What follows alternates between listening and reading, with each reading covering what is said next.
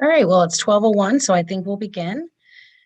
So today we are I'm Samantha Peterson and I'm your host. I'm with Be Strong Families. And today we are amplifying our diversity, equity, and inclusion webinar series. The topic is raising a child with disabilities and supporting families in creating equitable outcomes. And we all know this is a really important topic for families. We're going to be using, you can move on, Andrew, to the next one. The format for today's webinar, everybody. So I'm going to spend the first part of the webinar interactively giving you guys some background and a little bit of context for the topic.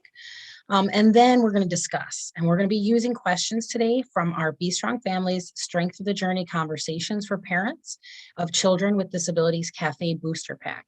So this pack is designed to find ways to bring unity and affirmation to families who are supporting children with disabilities. The webinar is live streamed to our YouTube channel, and the recording is available after this webinar has ended. So there's a few different ways to engage. When you are ready to speak, please raise your hand and we'll unmute you. And so that's the raise hand button on the bottom bar. And also you're going to need to unmute yourself to be heard. Feel free to type comments in to the group chat, but just make sure that you're selecting everyone so that everyone can hear see your comment. And please be patient with us. We all know that this remote learning is still kind of new for some of us, so be patient. All right, we'll move along, Andrew. And the agreements. So these are very important parts of the conversations that we have today and our conversations in general from Be Strong Families. We ask that you use I statements so that you're always speaking from your own experience. Our golden rule is to treat other people the way that you want to be treated. And I see we have some people already dropping I agree into the chat. So I'll stop for a moment and say, if you wouldn't mind dropping I agree into the chat to these agreements, thank you. So fully present, we're asking that everybody be fully present and that we don't multitask during this time. And if you need a minute, take a minute. So Soraya says I agree and Anna says I agree. Thank you. Thank you, Renee. And Tabitha agrees. Thank you so much. Emily as well. All right. So we can move Andrew into the next slide. All right, so I'm going to give everybody some context for today, and then we'll start right with the questions after. So first, I just want to talk a little bit about the 6 domains of vitality. Now, our Cafe Booster deck for parents of children with disabilities was designed to be aligned to the 6 domains of vitality, and those are physical, spiritual, financial, social, environmental, and mental emotional. And I'll add that these help families to identify and visualize wellness areas that they want to improve in their lives. And these are areas that are aligned to strong families and having a healthy and whole family. Right? So we move along.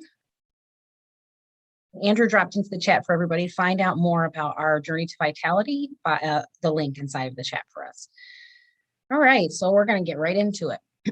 I will add that I am not an expert on this matter fully, of course. I am a parent of a child with a disability, and part of my past history is as a teacher. I spent 10 years teaching in Chicago, and so I do have some experience, but we do value your expertise as well, and so this context hopefully will be supplemented by your thoughts very soon here. Raising a child with a disability is an enormous impact on family life. It's estimated that 1 out of every 10 children nationwide have some kind of physical, mental, emotional, or developmental disability. Almost half of the children in our social service system, our child protection, family preservation, juvenile justice system, are living with some kind of physical, mental, emotional, or developmental disability. In addition, estimates are about 50% of children who are living in outside placements, like foster children, children in group home placements. Foster children, about 50,000 of them available for adoption in the US have developmental delays. It's estimated that between 30 to 70% of children in out-of-home placements, and that's the ones like group homes, have emotional disabilities. And in 1920, the number of students between the ages of 3 and 21 who received special education services under the IDEA Act, it was 7.3 million. It's 14%. And we know we have a lot of students in schools who are undiagnosed and unsupported. So that number is most likely much higher than is represented there.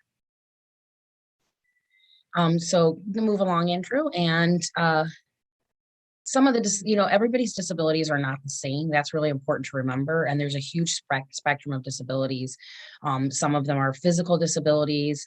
I've seen students or children with vision impairments, with hearing impairments, neurological disabilities, autistic spectrum disorder, cerebral palsy, genetic disorders like Down syndrome. I've worked with children before who have drug-related symptoms and syndromes, such as fetal alcohol syndrome, and immune system disorders are very prevalent nowadays. My own daughter has a condition called amplified muscular pain syndrome, frequently referred to as AMPS.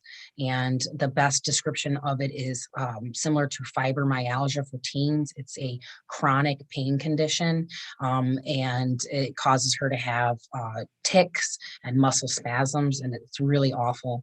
And then intellectual and learning disabilities, psychiatric disabilities, and also there are so many mental health conditions that cause people that get in the way of a child's daily activities, that can be classified as disabilities. So, one disability, maybe you're not alone. One disability may be over here, and you might have a completely different disability on the other end, but you're not alone, that's for sure. And so moving on. So when families find out that their children have disabilities, either when the children are born with disabilities or like my daughter, it emerged during puberty, we go through a lot of stages, parents. First, I think shock. The first thing that I thought as a parent was, not my child. This happens to other people. It doesn't happen to me. It doesn't happen to my child. Denial, my child was a beautiful dancer. She loved to dance when she was little. And then all of a sudden she just said that she didn't want to dance anymore. So for me, there was a bit of denial there. And I said, well, maybe you're just being stubborn, or it's teenage years. And then I moved into depression. We feel depression, my child isn't competing with the next child's, or, guilt happens all the time, indecision, anger is an emotion that we feel when we're dealing with a lot of these challenges, shame, sometimes bargaining, acceptance and harmony too. That's important to remember that those are stages that we go through. So there's a lot of challenges that families, parents supporting children with disabilities face: economic hardships, social, psychological, definitely educational, and all of this is inclusion and a lack of access. There's a lack of things like amenities for people with disabilities, just in the general world. Not all playgrounds are set for children of all different disabilities to be able to comfortably utilize them. So there's definitely a lack of equity and access, a lack of acknowledgement. You have a lot of big organizations that do not recognize people with disabilities for their contributions that they've made. And stress and depression is a huge part of all of this, for both the individuals struggling with a disability and also for those family members and parents supporting them in their lives. We're going to watch a little video now. I'm going to share a little video with you guys now. So we know there's a lot of challenges that families are facing in supporting children with disabilities. And here's a recent clip about some of the challenges families children with disabilities are facing as it pertains to remote learning and the current situation with school districts in the COVID-19 pandemic. My name is Erin Croyle. I live in Ithaca, New York. I have 3 children. I have a 9-year-old who has Down syndrome and ADHD and some other medical complexities that make it really, really difficult right now.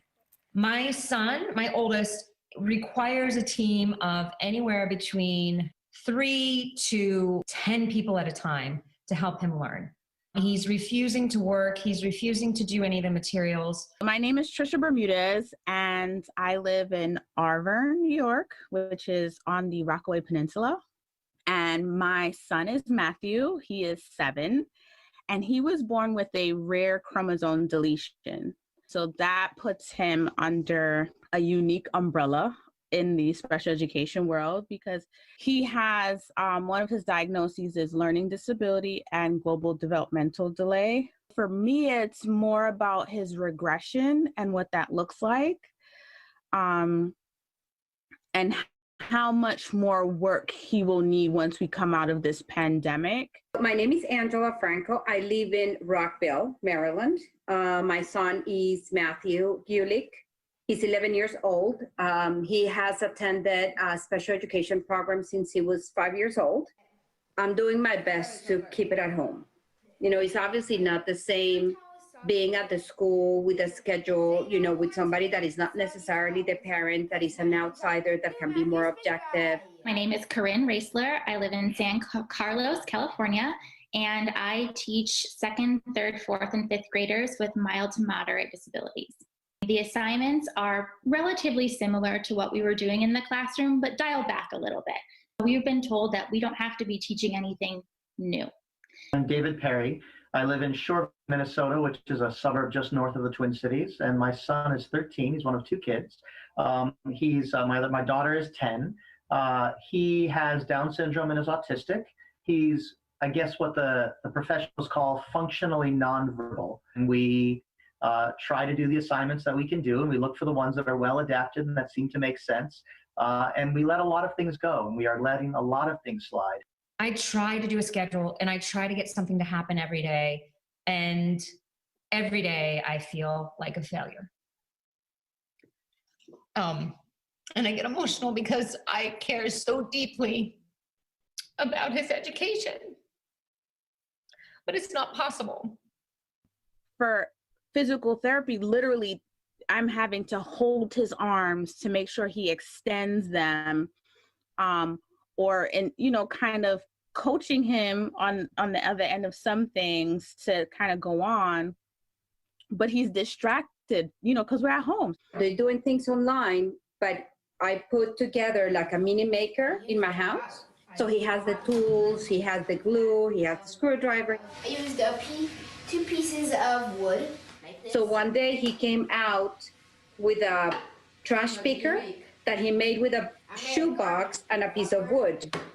So he cut it and he put it on top of the shoebox, and I think it looked amazing. I was like, wow, I'm impressed with my son. Thanks to Kid Museum, I made this. He often requires a set of highly specific and intensive supports. I am not a trained special ed teacher. I'm not trained in providing him those supports. And if what I did all day was just sit with him and work on education, I think we could really accomplish a lot. But I'm not able to do that because I'm working from home. I tell them every day that Right. So that's just a little bit of context about, in current events, what's happening. I don't think there is a lot of planning for students with disabilities in school districts as much as parents would like to see happening. Sometimes the planning in the school districts right now is just going by the seat of your pants, trying to live day to day. And so we can understand that, but we can't leave these students to have so much regression. And we can't leave these parents to be stuck in this situation where they don't feel hope and they feel like they're not able to, like they're failing. So can move to the next slide, Andrew. Thank you. All right, and the source, Andrew did drop those into the chat for everyone. So I think it's really important for parents, and I know this was important for me. This was really part of the key to me starting to kind of open up more to getting help and getting the support I needed, was understanding these really important facts here, and I'm going to share them with you. I think these are things that every parent of a child with disability needs to hear. And of course, it starts with you're not alone, and you deserve to be cared for too. And you're not perfect, so that's totally 100% okay. It's okay not to be perfect. You are a superhero at the same time, but you're going to be obligated to make some heart-wrenching decisions, and you won't always get it right. So you have to forgive yourself because being a parent is hard, but being a parent of a child with extra needs is extra hard. And parenting a child with extra needs is like running a marathon. So keep that sense of humor, celebrate the little things. Don't compare yourself to others and other families. Don't compare your child to other children, especially as it pertains to milestones.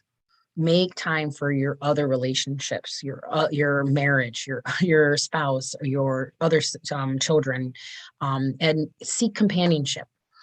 Trust your instincts, accept help from family. We know everyone's busy, so it's hard to ask, but make sure that you know that you can ask and accept help from friends and family without feeling guilty. And be honest with what you need. So sometimes it's helpful to create a list of these things and try to enlist some other caregivers and consider some home health care support.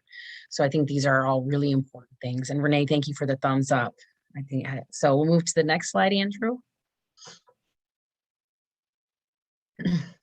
All right. So I think with that in mind, it's important to know that there's a lot of organizations out there who do help and support parents of children with disabilities. Some of them are the Parent to Parent USA organization, the National Youth Leadership Network, Family Voices, Disabled Sports USA, and the ARC and the Caregiver Action Network. Andrew's going to drop this link for this video into the chat as well. And we're just going to take one more look at a quick little video to learn a little bit more about what that's like, navigating and connecting parents. Thank you, Andrew.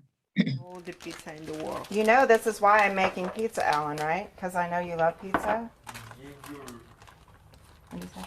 Thank you. You're welcome. It is important to connect to other parents because sometimes when you are so busy taking care of your kids, sometimes you don't realize that it is also important to make connections with somebody who understands what you're going through.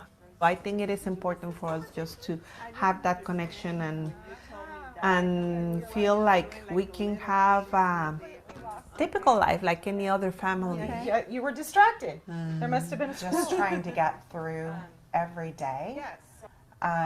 Was very challenging. So I really didn't have time to even stop and think about what did I need as a parent. And you know, everybody would say, well, there have got to be other kids like yours out there somewhere. And I'm like, okay, where are they? They're not knocking on my door. So I was wrapped up in my own life and I didn't really know to look or where to look until we moved to Texas, and I actually opened the phone book and found an organization that provides support, and it went from there. Hi, friend. Sorry, friend. In my personal case was with a family member. My aunt had a son with Down syndrome, so she was my first contact with another family who has a child with a disability, and it was really helpful to talk to her, knowing that she knew exactly what I was going through. Okay.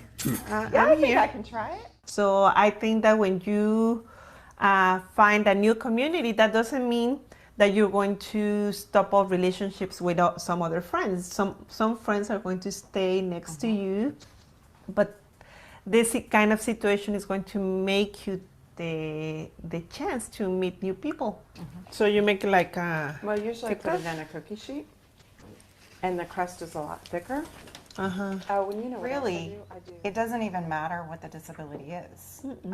We all can find common areas that, we really understand each other or what you've been through. So different components, families that I talk to, friends that I had, again, we all have a journey and there's just different components to it, but, we can share that. And those different components, I think it's really good to be like different, have our differences, because sometimes I can have a certain problem and I don't know what to do with a certain situation, and I go and talk to Cindy and she can see things in a different way.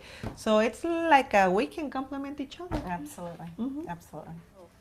So five, six. Good job. When I started opening up to the sense of community and meeting other people, I have an amazing support system.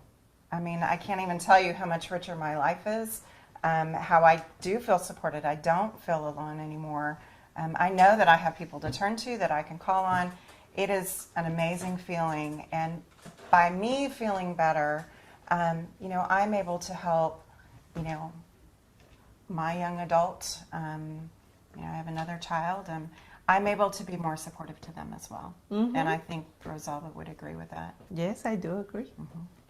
My message to families who feel alone is that first of all, we need to understand that it's a natural feeling. I think everybody feels that way at the beginning, but the truth is that we're not alone. I mean, when you start in talking to some other families, your circle is getting bigger and bigger every day, and you can just start new relationships every day.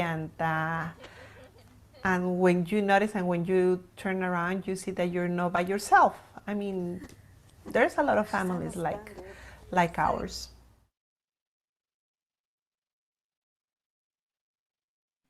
So that, I think that video really just reiterates kind of the point that we are not alone, and that it's important to be willing to seek outside community when you are parenting a child with disabilities.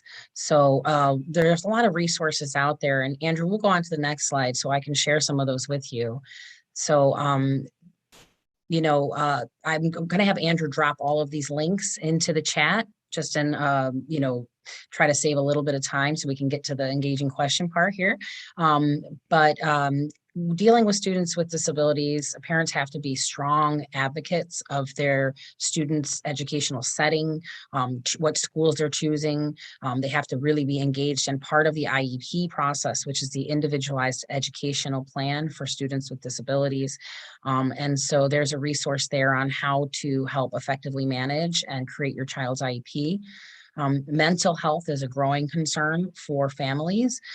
So we have a resource available for you about how to conversate with children about their mental health issues. And also the third one is distinctly important to me, and it's about puberty. A lot of times students who are children, teens who are living with disabilities don't really understand puberty, and their bodies go through quick changes, and they need a background of what's happening to them, because it can be extremely stressful. It's stressful on normal children. It can be extremely stressful on teenagers who are dealing with disabilities. And it's also for me in my own situation, I didn't recognize my daughter's issues at first because I thought she was being a typical teenager, and teenagers are, you know, combative and defiant, and I didn't really trust her because she's a teenager to make the right decisions. And she was really having a hard time communicating clearly with what she was feeling and what she was thinking. And some of those things were blending together, the physical and the mental and emotional stress that it caused. So that's an important resource. And then child welfare, there's also a great resource here on for those of us who are working with children in the child welfare service field, supporting families.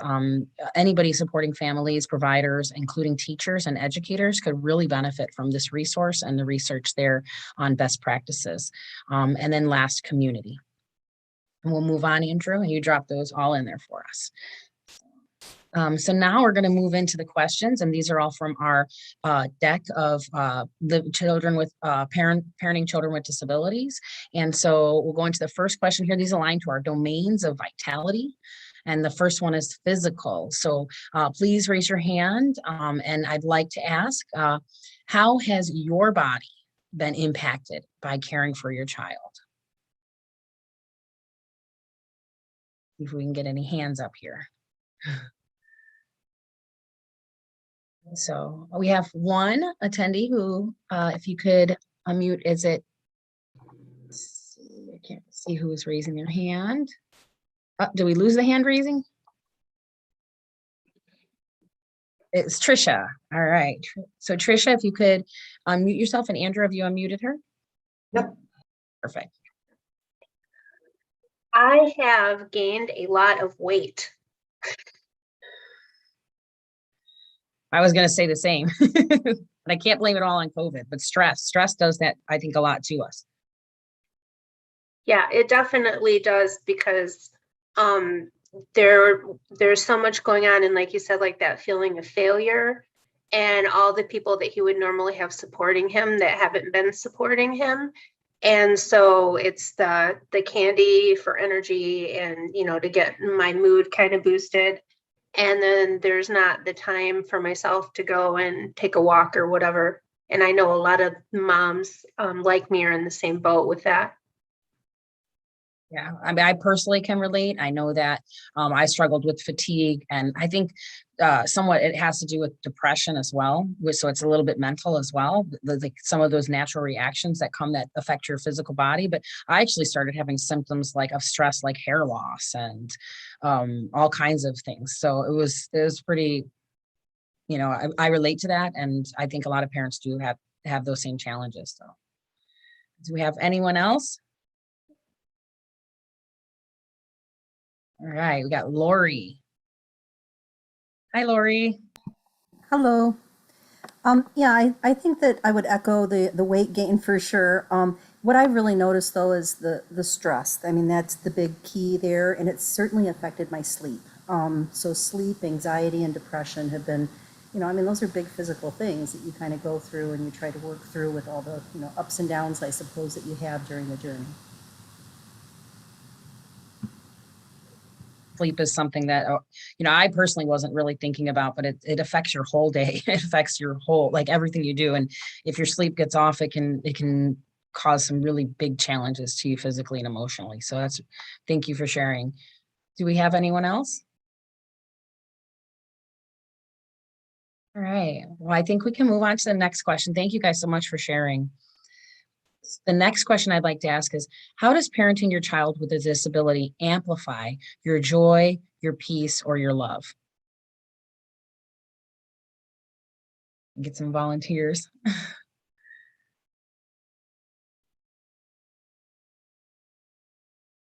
So I think for me, one of the things that helps me to really amplify, we have Renee. I'm sorry. Well, I'll go next, but we have Renee who has her hand raised. Renee?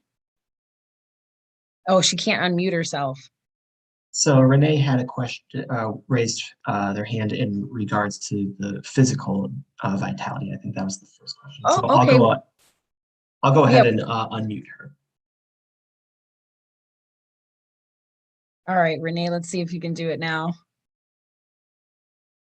Unmute. Okay. That work? Yes, thank you. I'm sorry, guys. Learning curve. I'm actually sort of an interesting person to have in your meeting. I work for the Department of Children and Family Services, and we're dealing a lot with supports from families and for families and everything else. But I myself had a brain injury. I had a brain tumor removed when I was 15 years old. Interesting thing is my parents didn't really fight for assistance. They just were everything's fine, you're fine, everything's fine. And I just got books on tape and tutors and readers and note takers if needed. Through high school, I made it through college, struggled through all of it, and wish I had taken advantage of more services and been able to have them.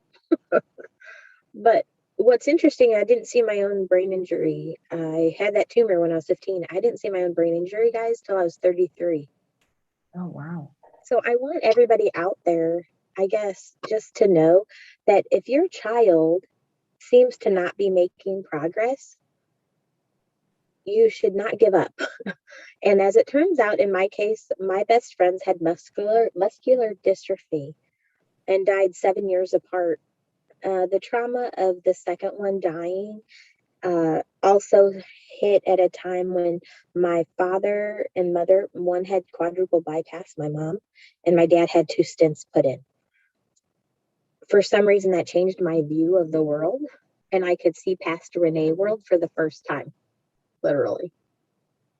And there's a lot of kids out there in their own world, their own brain. And you guys know that because you're close enough to them to get into that sometimes.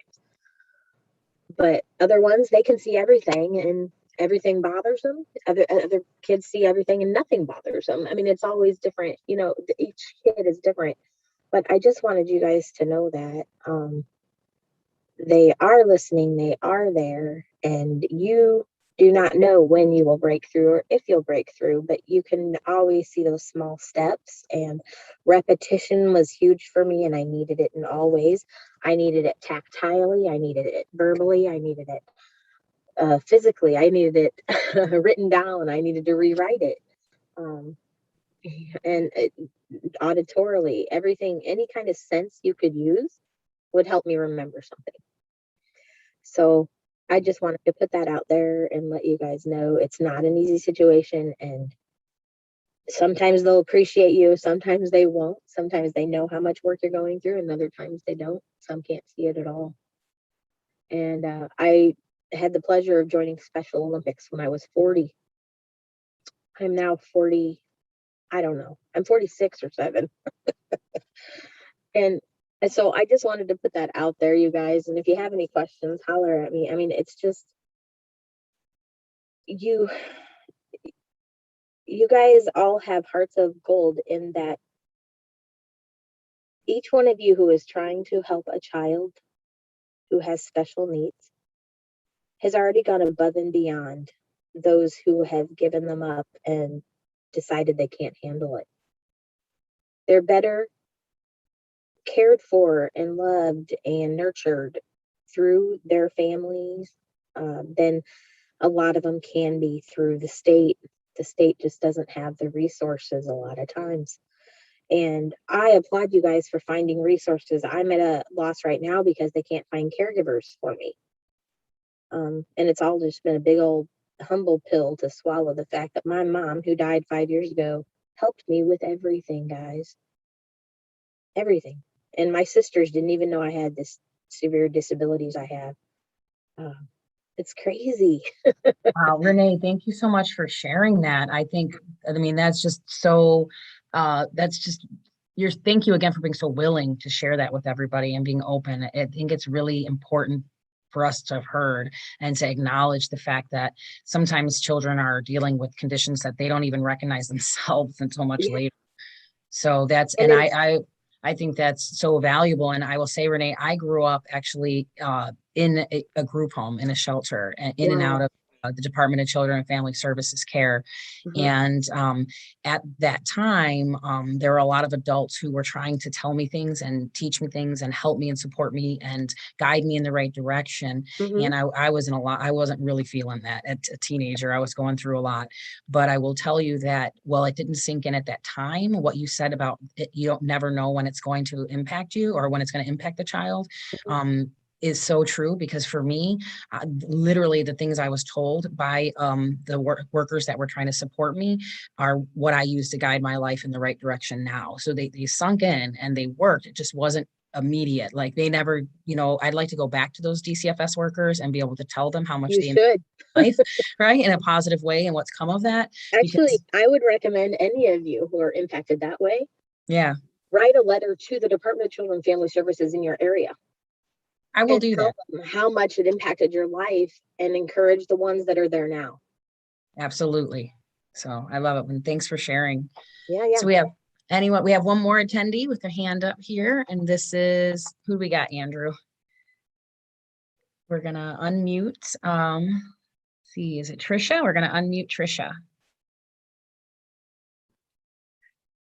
I was just going to say that my peace and my love have both been amplified because my peace has been amplified because I haven't had to worry about my son having a hard time at school, which was something that was normally would happen a lot.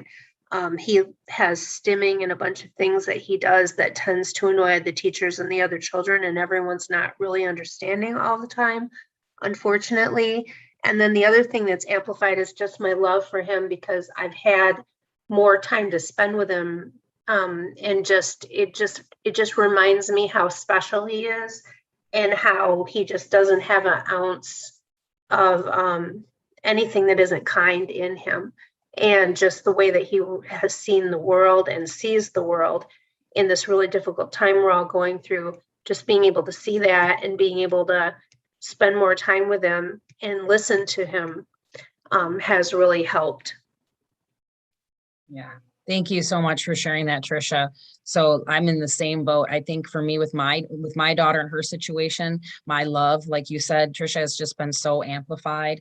And it's that process of like caring for her and being able to like be her defender and her advocate and stand up to, make sure that she gets what she needs, and not just from providers or outside services, but from herself and from our family and from, inside our own family. And just spending that time with her is just like, I'm so grateful for it. So I really appreciate you sharing that. I feel like I really relate. And I'm sure a lot of other attendees who have children with disabilities feel the same. Do we have any other volunteers to share for this question? How does parenting your child with a disability amplify your joy, your love, or your peace? All right, so we're going to move on to our next question. That's perfect timing here. Oh, we do have one attendee. Let's go. We got one more. Andrew, we got one more. We might want to go on back. Yep. Sorry. No, that's okay. And it's I just wanted to interject on this one just to say that it is so an individual experience when it comes to how the disability is looked at. And I'm from a very strict family. You have to reach for the stars plus some. And every time you reach one, they say, good job, but you should go farther. You should do more. You have to go work harder. It's a good thing because it's got 5 kids who graduated college, who have all got jobs, who all have kids. Well, 3 of them have kids. But with me, with a disability, I'm still a struggle. I'm never really measuring up. And now that my mom is gone, instead of it being more of a challenge, it's almost an impossible thing for me to reach the expectations of my sisters. I know they love me, and that's what keeps everybody together. But I wish so much that I could find help in the community. I qualify through rehab services for over 100 hours now of help at home, and I work full time. So that would be evenings and weekends. And they can't find anyone. Yeah. Because of this COVID thing and because of other things I don't really understand. But I don't know. I just want you guys to realize that this ability to bring joy and peace and love to your home is, first of all, it should be a requirement, but it's not. You guys are making that choice. So you need to give yourself credit again and again for seeing the good over the bad, because the bad is still there and it's always going to be there. So you guys got to make sure that you are encouraging each other to do that, encourage your kids to be positive, encourage yourself to be positive, find some joy, in spite of the disasters and the, unsettled things around us. Yeah, that's so true, isn't it, Renee? It's just so true. I think it comes from, the child's individual daily, like just a little bit of love and patience and grace that we ask for ourselves, in situations like presenting remotely, that like we have to just give our children like grace in all of their moments too, and be willing to have that, like let them know that the love and the joy and the peace is part, and the stress and all those other things that exist, but this is also part of it, right? And where you're teaching them all these things that are new to them, and sometimes it gets overwhelming, make sure you allow them to have fun and to find joy and to do something that just makes them laugh, because that is those are the things and the times that you have to grasp onto that get you and them through the rougher times. Oh gosh, it has to be a balance. Definitely. Thanks again for sharing, Renee. Yeah. So we'll move into the next one, and we have, let's see, our next question is, how has your faith been impacted because of your situation? This is our spiritual vitality question. We got a volunteer here. Andrew, you got it. Okay, you see, I'm really good at talking. That's okay. And I want to add that, Renee, this is a safe space to do that. And then one of the things that I've seen in the webinars is sometimes we have a lot of different people. Sometimes we have people who've got something and they say, you know, a couple different things, and all of those are okay, because the whole point of this is to have that conversation and have that safe space, right? Well, I want to suggest this or bring this up because if you guys can think of me as being your kid, faith takes on a different philosophy for someone who's been through these kinds of struggles. The parents themselves are going through these struggles and have the choice to determine what their faith philosophy will be. But for these children who are impacted by this, their innocence is so huge in most cases, that their faith is huge. They believe they can do anything. They believe life is good. And I want to share this with you. I was 15, almost 16 when they removed that brain tumor. I walked around from 15 to 33, guys, thinking most people were happy, most people were healthy, most people were honest, and most people were kind.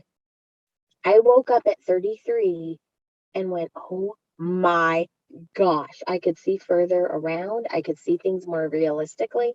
And I was like, they're not happy. They're not healthy. They're not honest. And they're not kind. What the heck? If That's you a can wake up, imagine. right? That was not a nice slap in the face of reality. Yeah, and that's But why community, but faith also is so key, right? Because we it have to. was huge during that time. That's what really got me through. And I found that I have a huge connection with the Holy Spirit. And the reason why is because I couldn't rely on my own judgment because I have frontal lobe damage. So I leaned a lot on that. Since I don't have, see, most of you guys walk around with preconceived notions about what's going to happen, who's going to go where, and what's going to do, work and not work, everything. I just go, okay, what are we doing today? Where are we going? What's going on? Okay, next thing. I don't prepare a lot for the future. I'm stuck more in today's reality. And I think a lot of kids with disabilities are. That can be good in some ways because they're not taking on the worries of the world every day.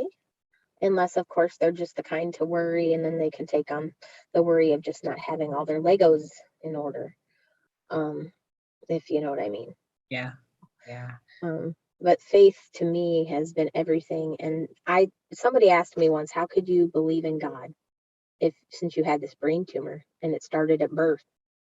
And I said, well, you may choose to see it as, you know, that was a terrible thing for God to do. My thought is God let it happen because Adam and Eve screwed up a long time ago. So all of us have to live with whatever happens to us today. Then I don't think it's a coincidence that my dad was an insuranceman or that my mom was so incredibly strong beyond what most women were when I was growing up. So those things are not, and the fact that I was so tough, like tough as nails, man. I got a scar on the eye from the mass rebound drill the year before they found my tumor. And when they found my tumor, I was taking Advil every day, and I got hit in the head with a basketball, and the basketball coach ended up being a blood donor. Oh, wow. And he ended up being the special ed teacher. And he, after my mom passed, guys, 15 to 30, I'm now 46. So around 40, just after 40, he contacts me and says, hey, Maisie, who helps you with stuff? He knew from special ed class in 1990 that my parents weren't going to be here forever. And he had watched out for me. And he and his wife came in and started helping me with little tasks here and there. So blessed. I think that there's very few coincidences in this world. Thanks a lot for sharing, Renee. Again, I really do appreciate it. And we're going to move into our next question. So We have, and I wanted just to add, I don't think I could see Trisha's quote, Trisha's what she dropped in the chat, but you said that your faith was getting stronger through it. And I just want to add that happened to me as well. I feel like it's definitely gotten stronger through this process. Our next question is, how do you use social media to find or share your resources for your children?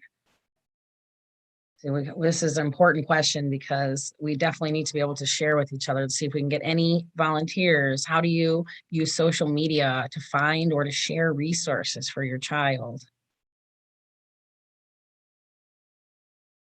We have Lori. Hello.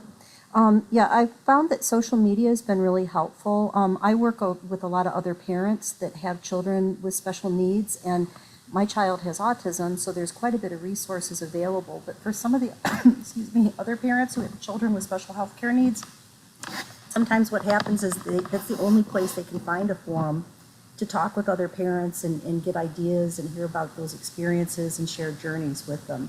So I feel like social media has been very helpful in creating these venues for people to connect and to share resources. And I think, Lori, too, it's a great place to go and to look for people like reviews of different services and different treatments that are out there, because there's just so many options sometimes. And it's good to hear from people, you know, what's working and what their challenges were or what weren't working. And I've found that myself on social media, and that some of the only place that you could find that is in those forums. So thank you very much for sharing. And we'll move into our next question. We got 2 more questions. And so just for time, we'll move into the next one. How do you create an environment that supports your child's needs? So we're talking about the environment that we're in.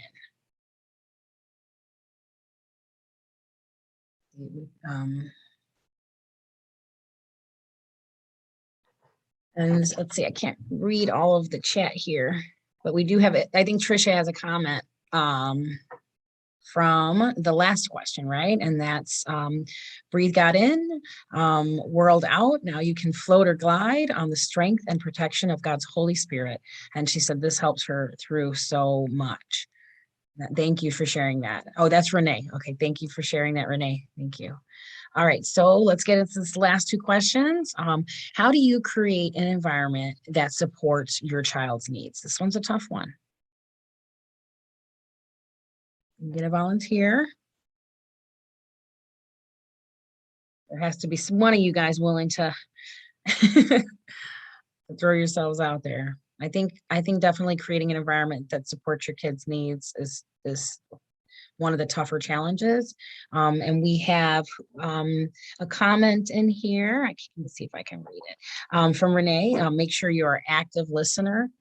And Trisha, thank you for sharing. We did a visual schedule, no distractions with a reward system. And Lori has her hand raised. So Lori. Well, again, my son had autism, so there was a lot of, we had to build a lot of structure and routine in. So somebody had commented they also used the visual schedule. We had different sensory areas developed in our house for them, you know, just to really address some of his physical and his needs for the moment to kind of build that structure. But I think the biggest part was trying to create a loving, peaceful home for him so that he, you know, we can never be at a level higher than an adult. So we always had to kind of learn to keep our lid down when he was getting really amplified.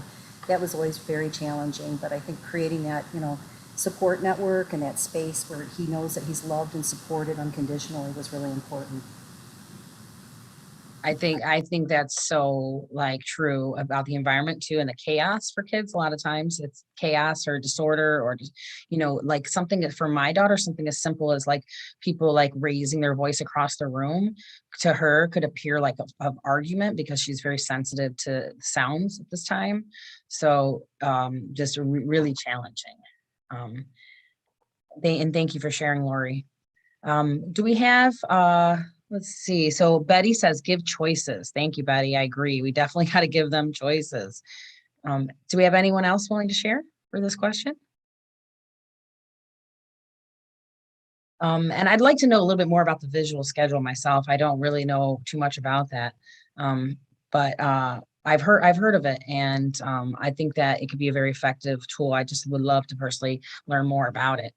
Okay, we'll go into our next question. And how do you balance? And you know what, Renee answered, so I'm going to read this. Renee says, positive reinforcement is a place to reinforce what makes them comfortable.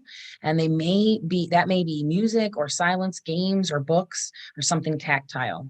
Thank you for sharing that.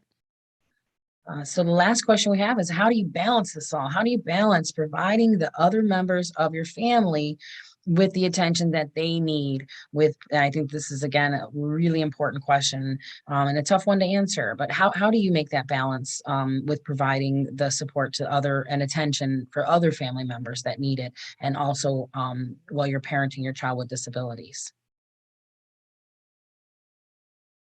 If we have any more volunteers here. Right. So Renee says, eliminate the stinking thinking and focus on the positive. Renee, I love that. I just love that. And Tricia says, we used to have a respite worker, which helped out, but hasn't been able to due to COVID. So your husband and you have been taking turns with one-on-one time. Lori has her hand raised. So we're gonna unmute you, Lori. So early on, my husband read a statistic about divorce and families with children with disabilities, and he said, you know, I can't do this alone. So we started setting aside time alone for ourselves to work on our marriage early on in that journey, which was very helpful. And then when his brother was born, we realized that he kind of turned into the waiting room kid, where everything was like, we're going to take your son to, you know, therapy, and you have to sit here and be good. But everything like revolved around my oldest son. So we really had to make a concerted effort to make sure that we made individual time for him as well, and that it wasn't always just a tag on to what brother was doing. And then when he actually was a little older, I started a sib shop group locally where other kids who have brothers and sisters with disabilities would get together and have that supportive network, because a lot of times you feel like you're very alone in that situation. And it's really refreshing, no matter what the disabilities are, to see that you share so many similarities. There's so many common things that you go through as a child who has a brother or sister with a disability. So I think that those are different ways that we, you know, utilized supports for our family. Thank you for sharing, Lori. I think that's like so prevalent and unaddressed, and is the relationship and the strain on the relationships and with your spouse, but also with other siblings. And so Cindy and Trisha had to go because they had a meeting, but they wanted to say goodbye and they dropped it in the chat. So thank you guys for attending. And yeah, just kind of in closing, I guess, I think it's important to remember that when you are a parent and or a provider for supporting parents and families that are living with children with disabilities, you have a huge task a weight on your shoulders. And so you've got to remember to just take some of those deep breaths sometimes and to just live in the moment and be happy knowing that you're doing your best, and that's all that you have to do. So I appreciate everybody being here for this chat today, and we're gonna amplify today, and amplify is our hashtag. So we're amplifying equitable outcomes. That's hashtag equitable outcomes. And we'd like you to drop your hashtags of what you got out of this, or something that you think is important. And just go ahead and thank you, Lori, for saying thanks for addressing this. And we're gonna have more on this as well. So I heard a lot today about the caregivers that are, you know, not available and so that's one of our topics for this Wednesday. So please make sure that you check out our resources. Andrew dropped into the chat how to register for our next webinar, and also how to view our webinar on our YouTube channel from today. For me, it's going to be hashtag I think community. So if you drop your hashtags into the chat, we appreciate it very much. And let's see, we got hashtag honest convos. Thank you. Amplify hashtag honest convos. Thank you. And Renee, I'm going to read your comment here, and because I think it's perfect in closing.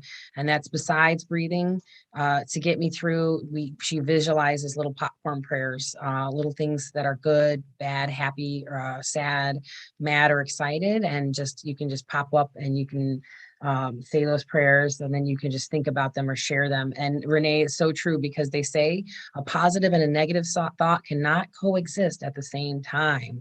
So having those little pop-up prayers and those little positive thoughts are very good things.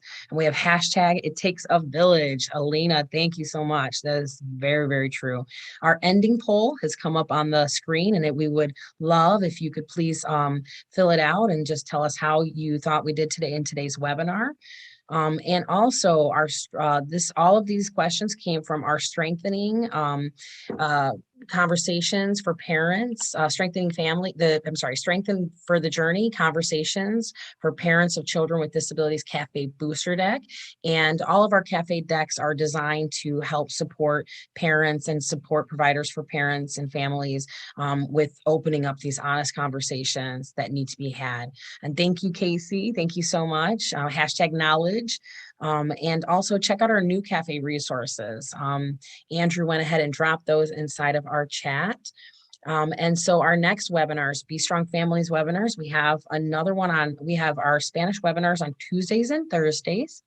And then on Wednesday, we'll be addressing the disproportionate effect of the childcare crisis on children with disabilities. So maybe adding a little bit, part of that will be childcare. And so we have our Thursday webinar, and then Friday, get a taste of our cafe. You can move it on, Andrew. That's good. I think they got it. So Friday's a taste of our cafe. And so subscribe to our YouTube channel. We have all of our webinars there, and we hope to see you attend again in the future. And thank you all for being here today. Everyone.